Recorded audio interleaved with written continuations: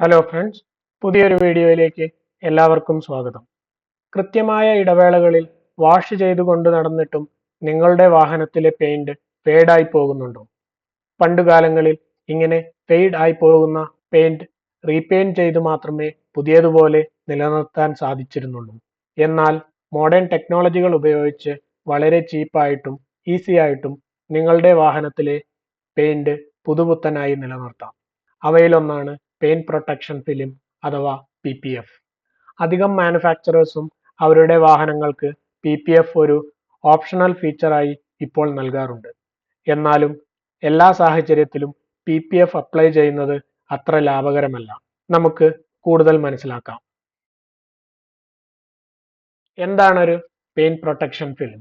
Paint ചെയ്തിട്ടുള്ള വാഹന പ്രതലങ്ങളിൽ അപ്ലൈ ചെയ്യുന്ന ഒരുതരം പ്രൊട്ടക്റ്റീവ് തെർമോപ്ലാസ്റ്റിക് മെറ്റീരിയലിനെയാണ് പെയിന്റ് പ്രൊട്ടക്ഷൻ ഫിലിം എന്ന് പറയുന്നത്.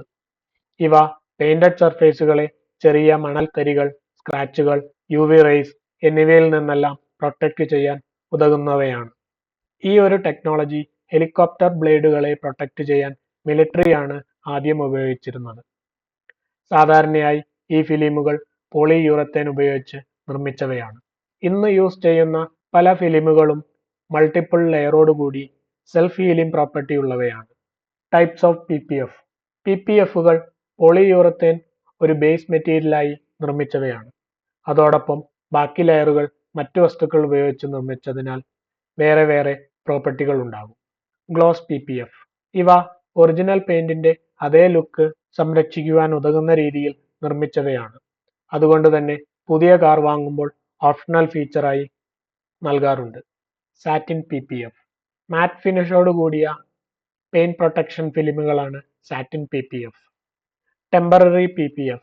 ഏതെങ്കിലും ഒരു ട്രിപ്പ് പോകുമ്പോഴൊക്കെ മാത്രമാണ് പ്രൊട്ടക്ഷൻ ആവശ്യമെങ്കിൽ ചീപ്പും ഈസി ആയിട്ട് അപ്ലൈ ചെയ്യാനും പറ്റുന്ന ടെമ്പററി PPF സെലക്ട് ചെയ്യാം. Off road PPF. ഡീപ്പായിട്ടുള്ള സ്ക്രാച്ചുകളും സ്ട്രോങ് ഇമ്പാക്റ്റുകളും താങ്ങാൻ പറ്റുന്നവയാണ് ഈ ടൈപ്പിലുള്ളത്. ഇനി ഇവയുടെ മെയിൻ്റെനൻസ് എങ്ങനെയാണെന്ന് നോക്കാം.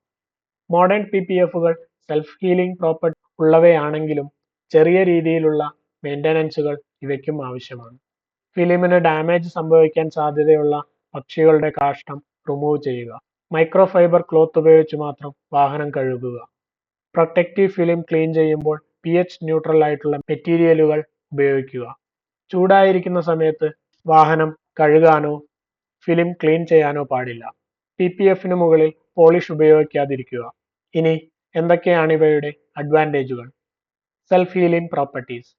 വാഹനങ്ങളിൽ ഉണ്ടാകുന്ന ചെറിയ സ്ക്രാച്ചുകളെല്ലാം ഹീറ്റ് ഗണ്ണിന്റെയോ സൺലൈറ്റിന്റെയോ ചൂടേൽക്കുമ്പോൾ തനിയെ മുറിവ് കൂടിച്ചേരുന്നത് പോലെ കൂടിച്ചേരും.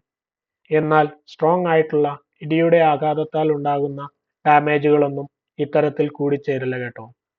Custom colours. പുതിയതും ഡ്യൂറബിളുമായ ഒന്നാണ് കളേർഡ് PPF.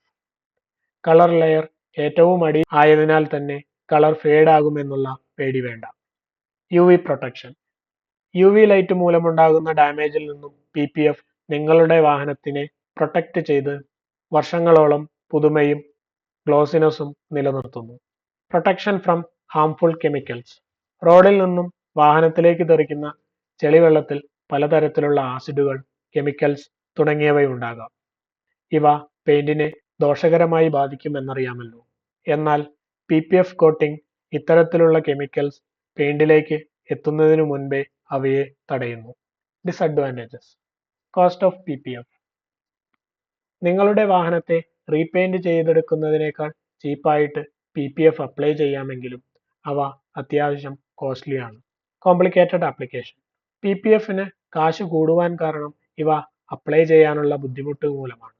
ഓരോ PPF പീസുകളും കൃത്യമായി മുറിച്ചെടുത്ത് സോപ്പി ആയിട്ടുള്ള വെള്ളം ഉപയോഗിച്ച് ബബിൾസ് ഇല്ലാതെ കൃത്യമായി അപ്ലൈ ചെയ്യണം. ബബിൾ ഉണ്ടെങ്കിൽ ആ ഏരിയ വീണ്ടും റീവർക്ക് ചെയ്യണം. യെല്ലോയിങ്. കുറച്ചു കാലം കഴിയുമ്പോൾ PPFന് ഒരു യെല്ലോ കളർ വരാൻ സാധ്യതയുണ്ട്. വൈറ്റും സിൽവർ കളറിലും ഉള്ള വാഹനങ്ങളിലാണ് ഇവ കൂടുതലായും എടുത്തു കാണിക്കുന്നത്.